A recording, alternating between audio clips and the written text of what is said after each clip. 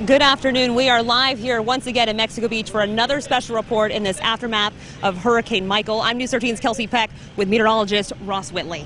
Yeah, and good afternoon, everyone. I'm Mitch McCoy along with Chief Meteorologist Keith Monahan. We are down in Mexico Beach. We are actually from Little Rock, Arkansas, helping out our sister station WMBB TV get out some vital information over the next several days. We've been doing it for the last several days, but over the next couple of days we'll be out here helping you guys as we begin the first stage of recovery, getting life back to normal, and ultimately try and live some sense of normal after Hurricane Michael hit on Wednesday. Definitely. And so in this next hour, we just really want to go over what we're seeing today as we've driven around, the resources that are available, and then the latest update from the city. We have been able to talk to city officials and those resources here, and so we want to make sure we get that out to you. That's just vital information. Yeah, absolutely. And we'll have a lot of information that we just got from the city manager here in Mexico Beach. We want to, at least right off the top, let people know that we know that the search and recovery team is working right now on finding 3 people who are missing here in Mexico Beach. They possibly know where one of those individuals are, but there's a lot of numbers circulating, but that number coming straight from the city manager herself, telling us that 3 people are missing. One of the individuals, they may have an idea on where that person is, but a lot of information about to come from FEMA to get an update on just the disaster restoration. Definitely, and let's go ahead and start doing that now. I want to go ahead and talk once again with Captain Ignatius Carroll here with FEMA Search and Rescue. You're actually from Miami, and we spoke to you the other day, and once again, your guys are out, and we want to ask you where you're at today as far as that searching goes. Well, right now we've pretty much completed all of our land search, and now we're focusing our efforts along the coastline as well as in a lot of the brush,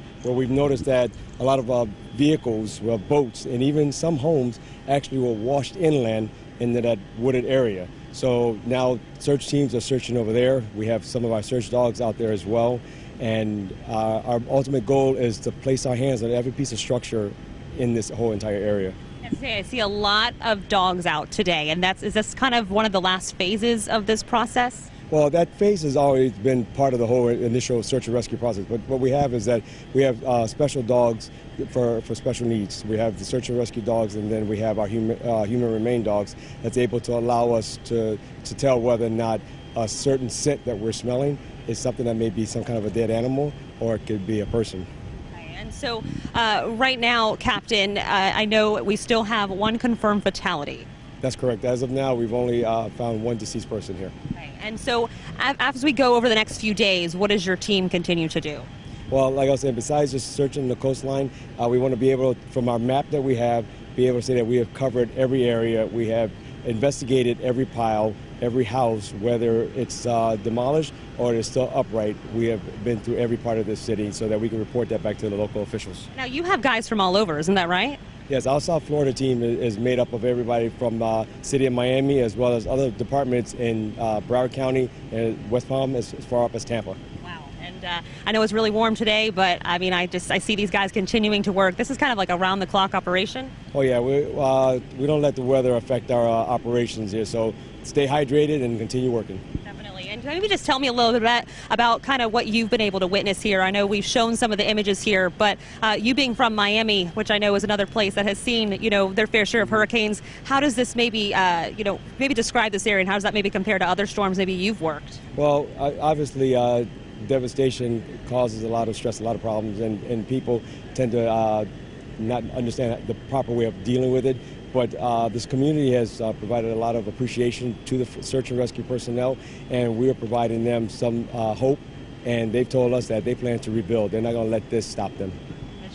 Great to hear. Well, Captain, we certainly appreciate all of your time and all of your effort that everyone is doing here in Mexico Beach, I know, to really start this process and get a sense of normalcy restored. And if I may say, we want to thank you guys, the media, because to tell you the truth, a lot of the stories that you're airing, even outside of this area where people can't see it, is providing information for those loved ones. And we've already had a successful reunited family who saw something on the show and they realized their family member was okay, and they came here and broke down in front of the rescuers, showing their appreciation. That is incredible. Thank you to the media. Okay, well, we are happy to hear that. We want to hear more of those reunions as well. Thank you so much. Thank you very much. Well, let's go ahead and get back together here with Mitch. Like we said, we have some important information as far as from city officials that we learned earlier today. Yeah, a lot of new information, Kelsey. We were actually both talking with the city manager here in Mexico Beach, and if it's possible, Kyle, I want to show the flyer that is being handed out at the front of the entry points here in Mexico Beach. It's both in English and Spanish. And this also includes a text number and other vital information that would give people information about shelters. It would give people information about just information happening in their community, and then also any kind of disaster eligibility information in terms of getting assistance and things like that. I want to go through and repeat this number that's being given out. So if you're in need of a shelter, if you're from Mexico Beach and you're in need of a shelter, you can text shelter and your zip code to 43362. Again, that's texting shelter and your zip code to 43362. And if you have access to any kind of social media account, I've tweeted that information. That's something that you can find there. We want to reiterate that we're in Mexico Beach at this hour. We got information from the city manager that there are still search and recovery efforts underway. That is why this area is essentially on lockdown. No one is allowed in, and that's including residents at this point, because they're going through doing a final sweep. We know of 3 people who are currently missing. One of those individuals, they think they know where that person is. We also want to let people know that there is, when the city opens back up, there's going to be a curfew. That curfew will be 8 p.m. Yes.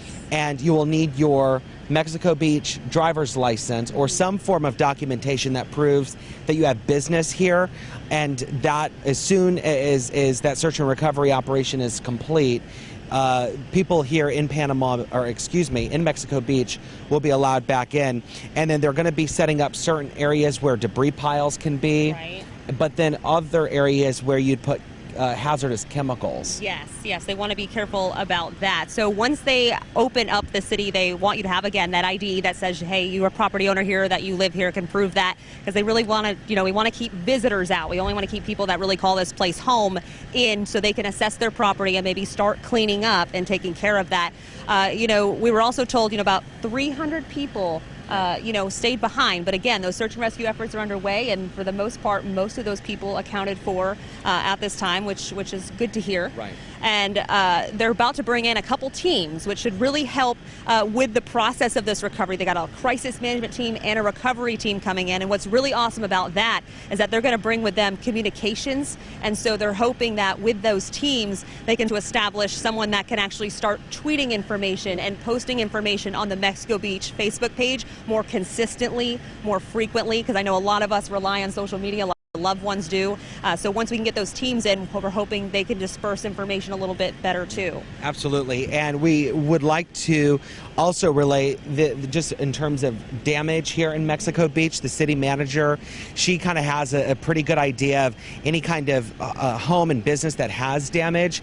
They're thinking about 90% of Mexico Beach suffered some kind of damage or destruction during Hurricane Michael. It's also worth noting that the National Guard is here right now. And Kyle, if you don't mind, I'll step forward just a little bit and then go ahead and pan to your right. We're about to see several National Guardsmen right there walking through. That's the National Guard here on the ground in Mexico Beach. Those officers helping with at least the checkpoints, getting into Mexico Beach, making sure that if you don't have any kind of business here in Mexico Beach, that you are staying out. Also worth noting that law enforcement, there's an extra 20 officers here helping patrol the streets of Mexico Beach, responding to calls, things like that, especially welfare checks for people who haven't heard from their loved ones. And before we go over and at least get a forecast from our meteorologists, Kelsey, can you explain how the whole search and rescue effort is happening? Because I know that some folks are calling the fire department, asking people, okay, I haven't heard from so-and-so. How, can you explain just a little bit of that? So basically, that's how they're kind of doing it. Some folks will eventually get word to them that I want to find so-and-so. And so they go, give me your address, and they go to that house and they try to account for that person or see if, that person left. A neighbor says, well, that person left. So they have these lists of folks, and they try to go from address to address and just see if they can account for those people that way. And they said they've been successful, is for the most part. But again, I think there's still three people they're still searching for. But if you have a way to contact them, that's the way to do it. Hey, I haven't heard from so-and-so. They're at this address, and they will head there and try to locate that person, even if it's hearing from a neighbor that says, oh, I know they left, whatnot. Absolutely. Also worth noting that, and we got some information about in terms of restoration, we're being told that it could take up to 5 years before Mexico Beach fully gets back to where it was. And we're seeing a lot of the damage here in Mexico Beach, including this gas station right behind me. That's where our meteorologists are right now. As we toss it over to Keith and Ross, probably worth noting, you guys have been helping out too a little bit in terms of passing out water and things like that. That was not a live wire, live electricity you were touching a few minutes ago. As you recall, yesterday we had talked to utility crews to make sure that wire wasn't live. We showed you yesterday. The wire you were just lifting. Oh, and the wire I was just lifting. Hey, Ross and I are going to kind of go back up here toward the convenience store. Our photojournalist Kyle Dollarhite, take your time, Kyle. There's a lot of debris out here. Think you step up, stop. All right, he's got it. All right, we're just getting over some wires, folks. This is one of the many areas of commerce that have been damaged here. And the funniest thing, Ross, is that you find debris everywhere. There's about 2 or 3 blocks of homes toward the Gulf Coast from here, toward the Gulf. And we're finding things like, VCRs. Yeah. People storm doors. Yeah, DVD players. A minute ago, I walked around all of the damage here, and amongst concrete pilings that were what I assume was holding up garages or a parking garage you could park underneath the building. There's a picture frame, perfectly framed picture frame, unbroken glass in it, and all the pictures still intact, just sitting there right up against the pilings. Now, one of the search and rescuers could have taken that, saw it, and set it up upright, but it just goes to show you the amount of destruction that is here, and the force that water puts as it moves inland is just astounding to see. Ceiling fans, toilets, cars, just all kind of mashed together in one area against the gas pumps over to our left. You can look through this trash now, but once was somebody's valuables just laying on the ground, and the convenience store over to our right. We're going to walk over here and show you what it looks like. And the reason we want to show you is because it's one of the places inside that you can actually see the water line, and it gives you a good idea of what the storm surge really was like at that point in time that the water was moving through here.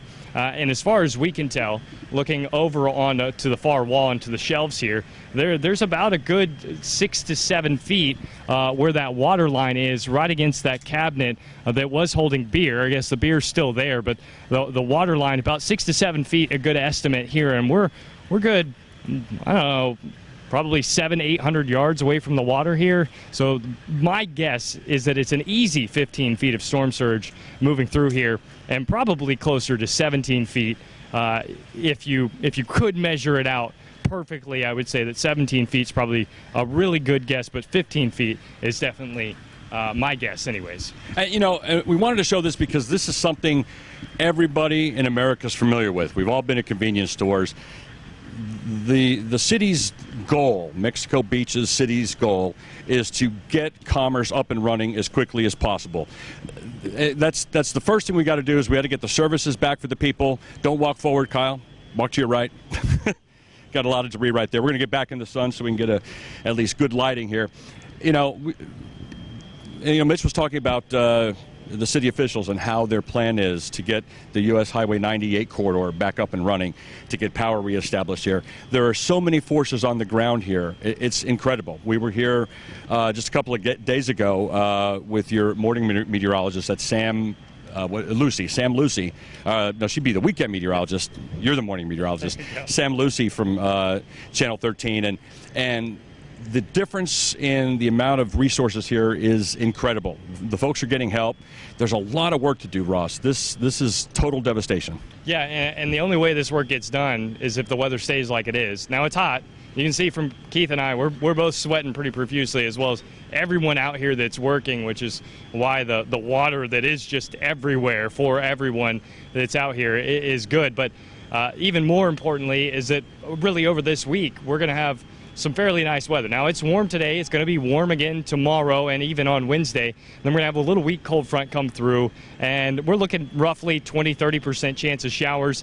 I don't know, Kyle, if you can actually see the cumulus clouds that are building behind us amongst all the damage out there. Overhang but, the gas station. But obviously with the sea breeze, the inland sea breeze does when it works inland, you get those showers to pop up, and that's really what we're looking at here. So coastal areas likely going to stay relatively dry. Inland areas about a 30% chance over the next 3 days, and then we go back to some cooler weather until the weekend. We get a better chance of rain to move in. So vital from what we've heard, they are going to let people back in here shortly so that they can assess their damage, get with insurance adjuster. Insurance adjuster. Thank you. I don't know why that slipped my mind there. But anyways, they can get with an insurance adjuster, evaluate the damage, and then get out. And it's nice. Would be nice to have this nice dry weather while you're doing so. So that's good news, is that we are in this dry pattern. And typically that's the case here in October, is that this is the driest month of the year for this area. Unfortunately, we did start off with a good 12-inch deluge with 150-mile-per-hour wind. But now we are dry and experiencing the October weather. A little warmer than average, but the October weather that we're used to seeing. And that's good to start recovery here. And we're going to talk more about the recovery efforts as we go forward. And we're going to eventually walk back over to Kelsey and Mitch over there. But we're going to navigate our way through all of this damage while we can. And we're going to do this slowly because... Ross, here's another example. You'd be careful there, Kyle. You know, on top of the VCR, we've got some gentleman's picture. I don't know if maybe it's a lobster picture. He's having a lobster dinner. And like I said, you know, maybe one of the rescuers brought that over here. I doubt it ended up in that position. But what is important to know, though, is that I want to stress there's been a lot of talk out there, and even from some sources on the internet, some of the national media, that FEMA's not here. There's not enough resources. When we arrived in Mexico Beach just a short while ago, we saw President Trump fly over the area. Obviously too dangerous, and it'd be a lot of waste of resources for the president to put down here on the ground. He was in an area a little bit further to the east. What was the name of that? Southport, I believe. That's not confirmed. Don't hold us to that. But I believe that they were meeting in Southport with the actual mayor from Mexico Beach as well, and they're talking about getting this moving forward and really what the game plan is from here on out. And speaking of resources, again, I'm trying to backstep here rather carefully because there is just a massive amount of damage that is through this area. But really encouraging news that, you know, the money that's needed to be spent here is going to be spent here. And you know, anytime there's a tragedy like this, you get this kind of devastation, it's going to take a while to recover. And so they're already putting in place a 5-year plan to get this place back to where it was, if not better than where it was. And that's the kind of news you want to hear coming out of this kind of devastation. And it's not just local folks, Ross. It's folks from across the country. When we were here on Friday, days are running together. When we were here on Friday, we spoke with it was the Harris County, Georgia Sheriff's Department. We've got folks from everywhere, Mitch. And like I said, this is a region-wide, in some cases nationwide effort to help these folks. Absolutely, and we've seen fire departments all the way from Tennessee. The Memphis Fire Department is here, along with fire departments even here right in Florida, including the Sarasota County Fire Department. And we're talking with the battalion chief for the Sarasota Fire Department. First off, Chief, I guess tell me your first name. My name's James. James. Yeah. So, Chief, tell me a little bit about what Sarasota County is doing here in Mexico Beach? Okay, we received a request through the Region 6 office to send engine strike team, which is comprised of 5 engines. So we have our 5 engines. We also met up with Lakeland Fire Department, and Lakeland Fire Department sent assets, heavy rescue, and their support unit.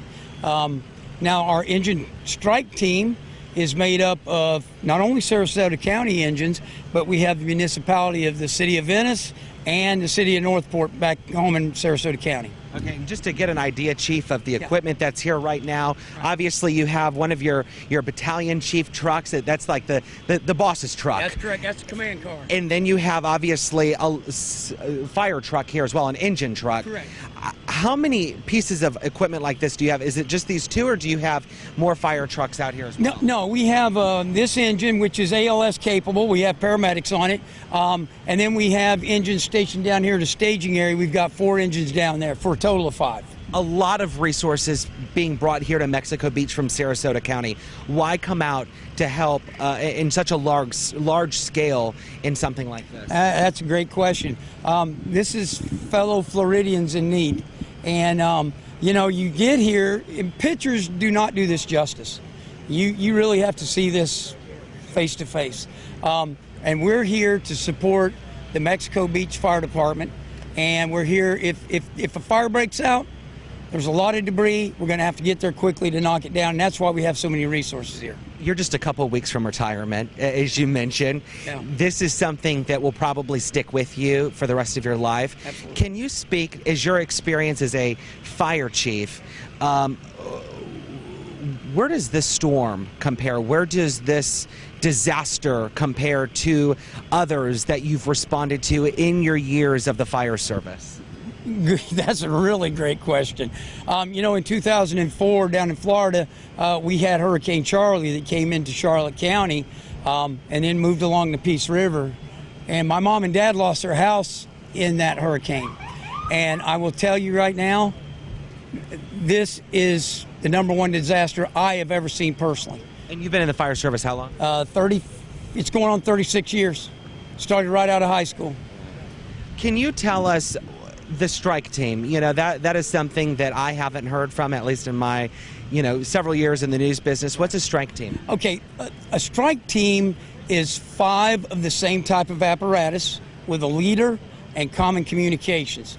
Then you have what's called a task force, which could be 5 of any type of units. It could be 3 ambulances, 2 fire engines, but they would also have a supervisor and light communications. Can you tell us, as you got, when fires are not happening, can you tell us what your team's doing? Yeah, we have assisted residents with getting some of their stuff out of their units.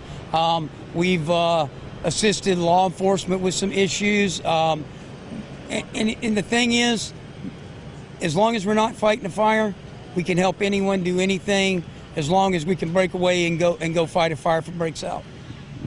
Chief, thank you very much for your time. Thank you for your service. Thank you for your help down here in Mexico Beach. Of course, something that will constantly be developing here in the next several years to come. We appreciate it. Thank you, Chief. Want to recap exactly what we're doing right now. We know that the Sarasota Fire Department is here. We know that they're assisting in the efforts down here in Mexico Beach, ultimately trying to help in the cleanup process, and then also help in respond to possible fires, respond to other calls for service. And you're seeing more fire trucks here, and this is a site right here. When you see the American flag going up and down the main drag in town, but you're seeing debris right above it, you know that there are people here that love Florida, people that love Mexico Beach, people that love America, and people that will ultimately help fellow Americans get back on their feet in a matter of no time. While these efforts are still underway, we want to remind people that there is still 3 people missing here in Mexico Beach. Search and recovery efforts underway. We actually saw a dog that's being used in that search process just a few minutes ago. We know that out of the 3 people that are missing, there's possibly 1 person. They know where that person is. But again, that total number at this hour is 3 people missing. And those efforts and the search and recovery efforts now underway. It's worth noting that there's a lot of resources at City Hall if people need them. Food, water, shelter. It felt a little cooler than what it is right now. I know that we're all kind of sweating a little bit. So those efforts now underway at City Hall. Yes, which we're going to touch upon in a little bit more as well. But we kind of want to reset a little bit and just, again, reintroduce ourselves. I'm Kelsey Peck with News 13, along with our meteorologist, Ross Whitley. We've got Mitch McCoy here and Keith Monahan. They are joining us from our Little Rock sister station, which is awesome to have this help as we continue to really go through this aftermath of Hurricane Michael. And, you know, you said all these resources here, which is available, which is so awesome to see available, especially when, you know, the Mexico Beach Fire Department, I don't know if you touched on that, but that's had 9 feet of water in it. So they don't have any fire gear, and they have 1 engine, and so it's great to have the help that you see behind us, because they definitely need the help, and this area is grateful for the help as well. Do we want to go ahead and talk about more resources? Absolutely. I think that that's the biggest thing. Yeah. People Okay, need to so see. again, City Hall has a lot of resources right now. We also have the EOC set up on like the Harmon property that we were told about. There's a lot of resources there as well. Highway 386 and 15th Street. Okay. And then, Alan, can you hand us that, please? I forget the number. Do you want to go over that, Ross? Oh, go ahead. Yeah, well, I'll go over the number. The information number here that's provided is, what were we talking about? That, which one? Which number are we talking about? The shelter number. The shelter number. Okay. So, yeah. Okay. The English side here. I'm sorry. This isn't my forte. I'm a weather person, and they're trying to make me do news over here. It's a 1-800-342-3557. Again, that's 1-800-342-3557.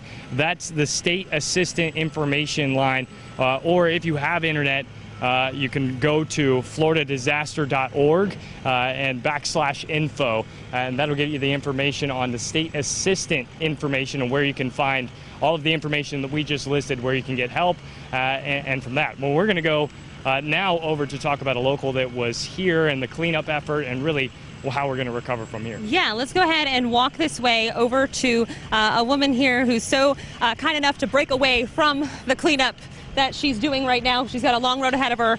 This is Jean Wallace, and really just this building right here behind us, this green building, you have a unit right there, which is really kind of a second home for you and your family. And Jean, kind of tell me about what you've seen so far and your property. Well, you know, like I said, my husband came down here on Thursday after the storm, and no cell phone signal or anything like that, and he kept it was almost like I was a war widow. I was getting, like nice people like you would say, they would tell me, they would call me at our business in Brundage, and they would say, I've seen your husband, he's on 5th Street. He said, call you and tell you I'm okay. Florida National Guard, same thing. I've seen your husband, he's over here. You want me to call you and tell you he's okay. But he told me, you know, the pictures that you see don't really, just can't capture the destruction. And so when I came down here this morning, like I said, he came home, we got up some supplies and came back, and it just is, it's awful. I mean, I've never seen anything like this. My son is with me. He actually went to Haiti after some, you know, those terrible hurricanes that went through there, and he said this reminded him of Haiti. Just incredible. I know when we were walking over there, let's walk a little more this way. Jean, I'll switch with you if you want to stand over here. I know when I was walking over there, you said the top floor is okay, but the bottom floor, I mean, just too much water. Yeah, the water came up, I would say, to the ceiling, you know, the first floor ceiling, and of course everything in there was ruined. And I think because we were the end unit, when the surge came, it pushed a lot of mud, but also other people's stuff was in there.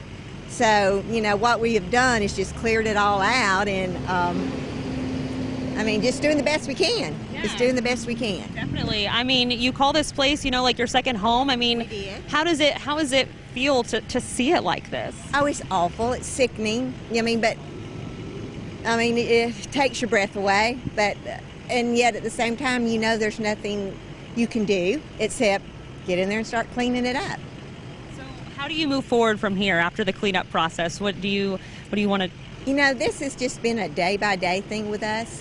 Like I said, we do have the business down here, so we're worried about that and getting that started up, back up. And so we have just kind of just, you know, said, okay, we're going to go day by day. You know, all right, what do we need to do today? What what goals can we accomplish today? And our big priority really is the business, because we have employees down there that are out of work. And so that's our primary concern, is to take care of the business and get it running. And this we will deal with, but probably a little bit later on down the road. Yeah, definitely. I know you usually are in Alabama, is that right? Okay. Troy. Okay, so you expect to, I mean, this is a cleanup process, I know, that doesn't just happen overnight, so I guess you'll be here for a few days. A long time. We'll be spending a lot of weekends down here.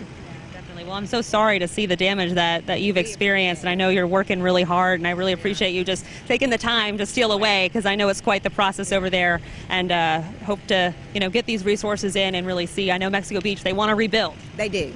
The people do. They're very proud of their little town. Well, Jean, thank you so much. I appreciate all the time that you've spent with us, and good luck with the rest of your efforts. Joining Mitch once again, as we continue to talk about the recovery and the relief here. You see people, there are more people back here trying to go through their stuff and start that cleanup. Yes, and I think that, it's also worth reiterating that the city manager said that, the city's still kind of on lockdown. Yeah. Some people are getting through, but they're asking you to avoid Mexico Beach right now until that final search and recovery stage is complete. Again, 3 people missing here in Mexico Beach, and they have an idea of where one might be, but they're not sure yet. Kelsey, I was looking at some of this debris right behind me, and I know Keith and Ross are standing by. They're going to show us a little bit more. I'd like to show people the gas tanks, if you don't mind, just because it's just so mind-boggling if you think about it. So this is one of the gas tanks right here, and you can actually see the inside of this gas tank. You kind of see all the technology still stuck in there, where you would swipe, or stick in your debit card or whatnot to pay for gas. That is absolutely destroyed. And just looking at just the little pieces of debris, the pieces of the top of the gas station. What was a roof of some sort. Right. So, you just have all of this debris here. You have some propane tanks, and you have other things that this is all going to have to be cleaned up before any kind of power is restored. And some folks may be questioning, well, how long is this going to take? The city manager kind of gave us a figure for that, and that number, or that timeline, was coming from the EOC, and that number kind of blew my mind, if you want to share that. It really did. As far as really getting back, we asked, how long do you think it would take to see what would Mexico Beach look like before Hurricane Michael, and they're thinking about 5 years to really get it looking, the way it was before we saw this devastating storm, which is just, that's hard to hear. I think that it's also worth noting that there are tons of resources. We want to mention that President Trump flew in today. We are able to confirm that President Trump is meeting with the mayor of Mexico Beach. We know, or it's our understanding, that the president flew by. He had an aerial view of the damage, and so that is something that we're still monitoring in terms of comments or statements or whatnot. Yeah. We'll share that on our website, mypanhandle.com, as that information starts to trickle in. Definitely. And, as far as those resources, just up the road, right when you enter Mexico Beach on 98, there's still the couple, that family that we talked to earlier this week, just a few days ago. They're still out there serving and having water. I also think I saw an insurance tent set up as well. And then at City Hall, again, water. Salvation Army is now there until 5, serving a hot meal and some snacks, which I know is just a good thing to hear at this time when you don't have anything. In terms of rebuilding, that was something we asked the city manager. In terms of rebuilding, what's your timeline? She told us, like you said, 5 years tops. She said that her top priority, of course, will be the search and recovery, wrapping that up, and then also, as things start to, the debris starts to get cleaned up, making sure that businesses start to reopen, because a lot of homes will, kind of do their own thing in terms of insurance and things like that, maybe federal disaster assistance programs, but ultimately making sure that there's some kind of economy down here in Mexico Beach for the city to kind of come back. Right. We have a lot of small businesses here in Mexico Beach that, I mean, just line this, what we call the scenic highway of 98. So getting them back up, getting this debris pushed to the side and carried away. I don't know if it's, literally right behind us. Those are really piles of debris. Yeah. I mean, there's piles of debris that's literally being, now pushed to the side of the road like we saw the other day, and now it's being actually put into these big, bins so they can be carried away. So the streets, I think you would agree with me, we can definitely just see how the streets are a little more accessible today. So, I don't want to say progress. Slow but surely they're getting things done. But again, that also comes with people staying off the roads. And just if you live here, once they give you the okay, if you live here, they want you back. But if you not to visit, not to sightsee. It's just simply, for your property and to take care of that. Absolutely. And so, obviously, as the cleanup process continues, we want good weather. Yes. And that is something that is desperately needed here in the Florida Panhandle as the cleanup process continues. We want to make sure that the sun stays out. We could ask for a little bit cooler weather, but we won't complain. We want to go to our meteorologists right now, one of which is a familiar face. We have Ross and then Keith from Little Rock. The weather forecast is probably something a lot of people want to hear about, and you guys are also scoping out some of this damage, and you guys are able to really give us some kind of idea of what this storm was doing and how powerful it was based off of the damage here on the ground. And I know that Ross, when we were driving around, saw a cell phone tower that was completely bent over. But let's first start with the forecast. All right, first of all, Ross, we've been talking the past couple of days of rumors that get around on Facebook. Oh, yeah. There is no hurricane, no tropical storm coming for the Florida Panhandle. Forecast, I'm going to leave it to you. You're the expert for you folks here. Yeah, the forecast is pretty good. And to back up what Keith said, no tropical activity to speak of out there, thankfully, because we just can't take another tropical system. And quite frankly, we can't take any rain at all at this point in time. And the good news is we are in a dry pattern.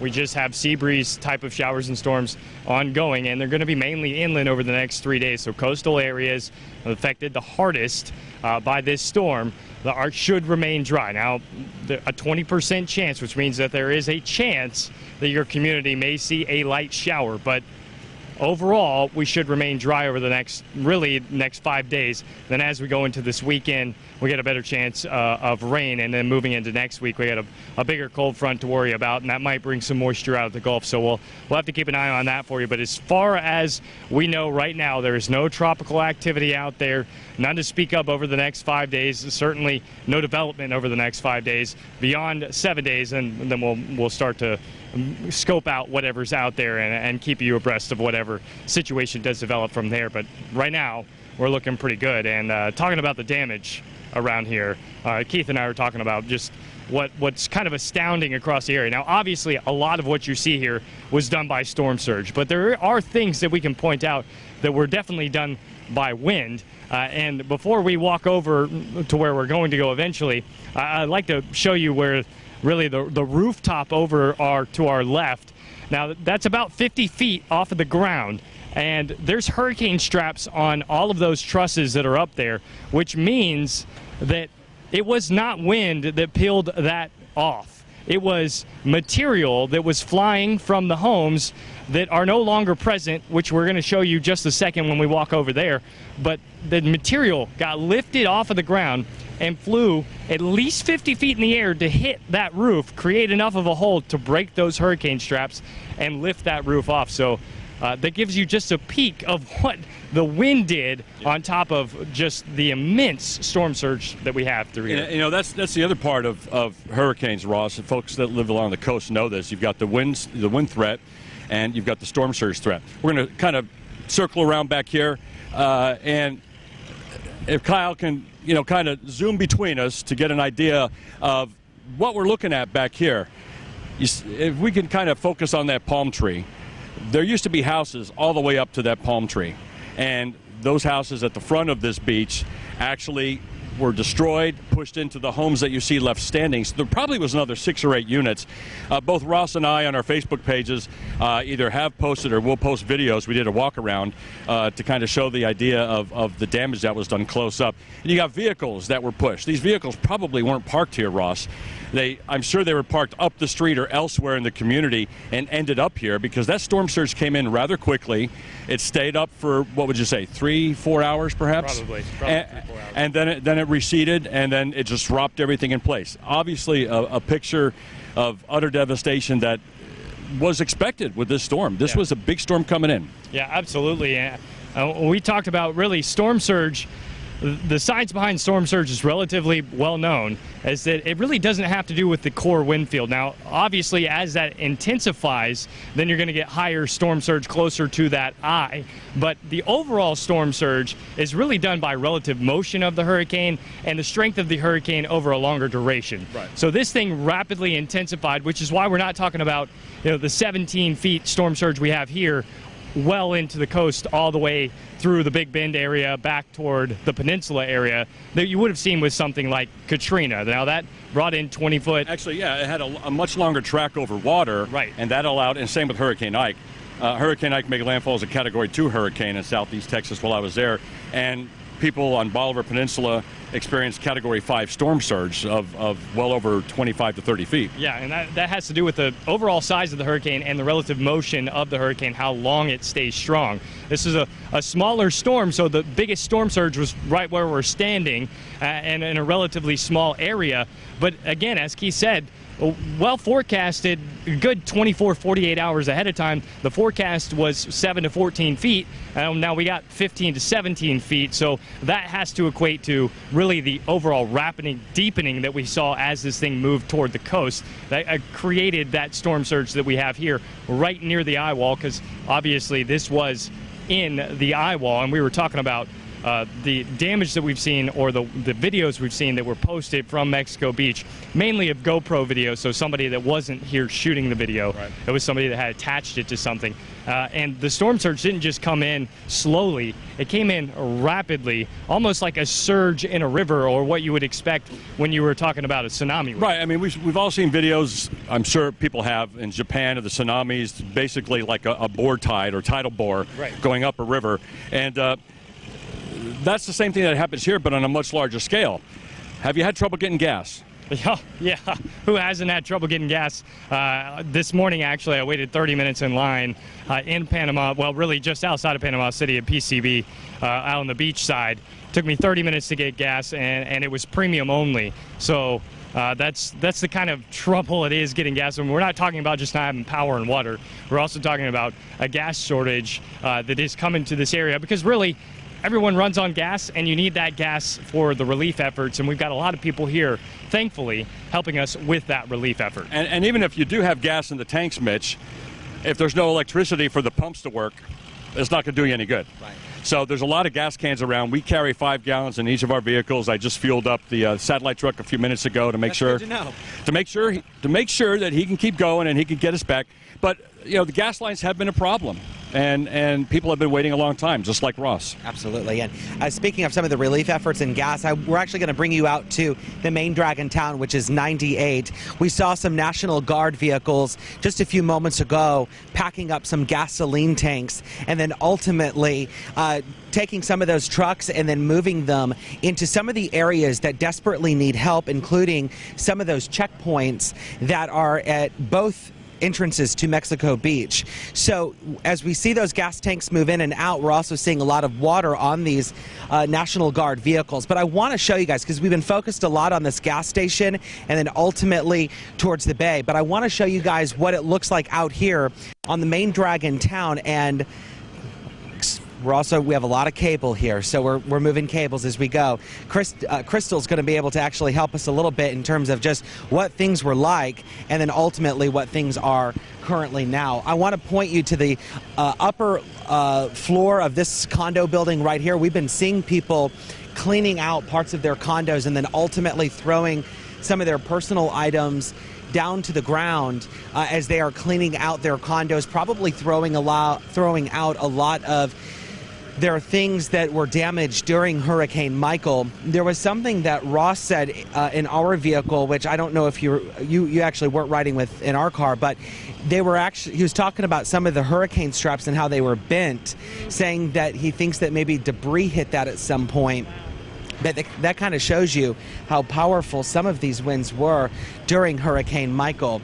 So here's a Geico vehicle right here. So they're going through and they're probably assessing a lot of the damage as well in terms of cars and boats and homes and anyone that might have Geico insurance. But if this is mind-boggling looking at this stuff. The roofs ripped off of some of the condos up here across from where we're broadcasting live right now in Mexico Beach, and then ultimately the cleanup efforts, as you mentioned a little bit, on the side of the roads as they were cleaning up the debris on the side. Yeah, definitely. And then kind of behind us, which is where behind that Trees Are Us Incorporated, those condos over there, and then on the other side of the marina, I talked to the gentleman who helps manage those properties, and he said he's been here for about 8 years, called Mexico Beach home, and he planned on staying, but then once he saw the storm get to the magnitude that he saw, he's decided to get out of here, and he was glad that he did. He was very fortunate. Those condos, as you could see, are still standing, so that's something to be said, as well as we can't say that for everything else, but he did have some water damage underneath, and so he was out cleaning today, and he was fortunate enough that they let him back in and could begin cleaning that up. So if we have some extra cable, thanks to everyone who's helping, by the way, behind the scenes. There's tons of efforts going into this live broadcast right now. We're going to walk to the street just a little bit. We don't want to impede traffic or any of the emergency responses that are happening right now or the cleanup efforts that are underway, but take a look at just right down the road here. You can actually, in the far distance, I'm even seeing a tarp. You're seeing a lot of flashing lights as a lot of the cleanup crews begin the efforts of cleaning up, because you have to clean up the debris on the side of the roads before you can ultimately put power poles back in the ground and then try and get electricity up. And this is the cleanup efforts that we were talking about just a little bit ago.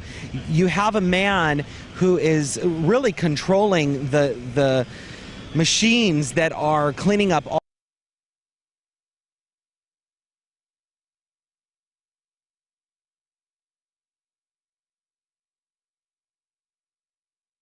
electricity restored here. You mentioned that man that stayed and then saw the Hurricane Michael strengthen. Yes. We were told by the city manager as of early Wednesday that they were aware of 300 people that were going to be staying, but they aren't sure.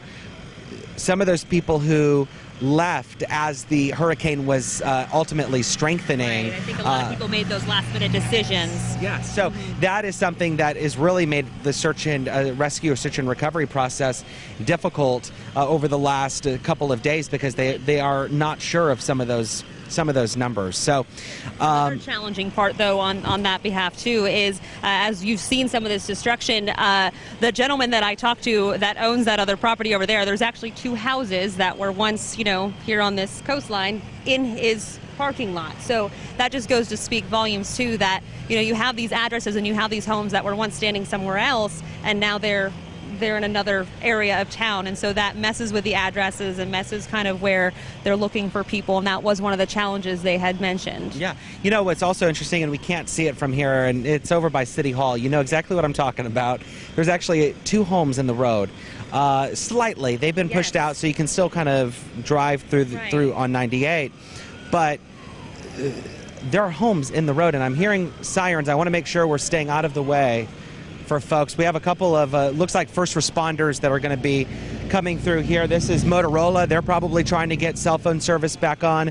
These are blue lights that it looks like they just stopped temporarily. But obviously it's still very active, and this is one of the reasons why they need people to stay out of Mexico Beach, because it's so chaotic. This is Motorola, their emergency response team, so obviously cell phone service is still scarce for a lot of folks. I have AT&T. I have limited service. You don't have any. Verizon is a no-go still here in the area, and I know that a lot of folks have told us, even if they do have AT&T, it's like you said, it's spotty. It's not necessarily something you can really use to its full potential at this point. So that is another struggle here, as communication is still non-existent.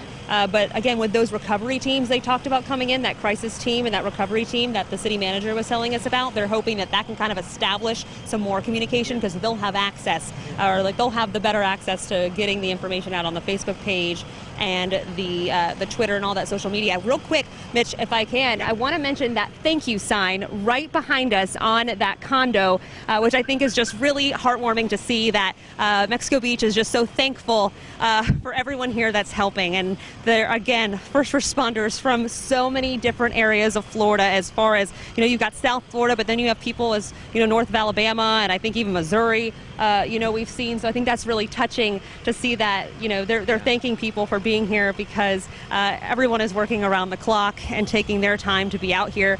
And I think you said it perfectly. We continue to see behind us, these roads are busy, and you see it's first responders, you see it's tree services, it's linemen. So it's so important that if you don't have to be back yet, and really they don't want you to be, because they need to be able to be on the roads and do their job. Can you speak, and because I'm not from here, so it's kind of hard for me to kind of gravitate what was where and where it was.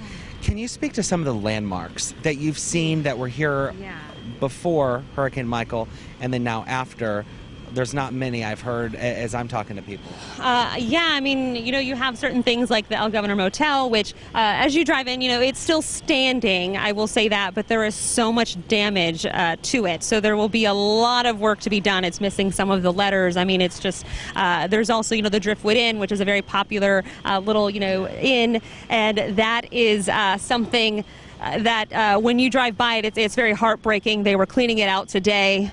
The structure might be there, but that's not saying much, because you have stuff that's just coming out of the windows because there was so much storm surge. I know Ross was telling me, I think there was about at least 7 feet on that building. It just pushed everything up and out. And there's just this huge pile of rubble in front of it. It's also a popular restaurant, Two Cans. I was looking for it when we were driving through here, and I asked a local, and I said, I didn't see the restaurant. And he said, well, unfortunately, it is no longer here. So there's just things like that, landmarks.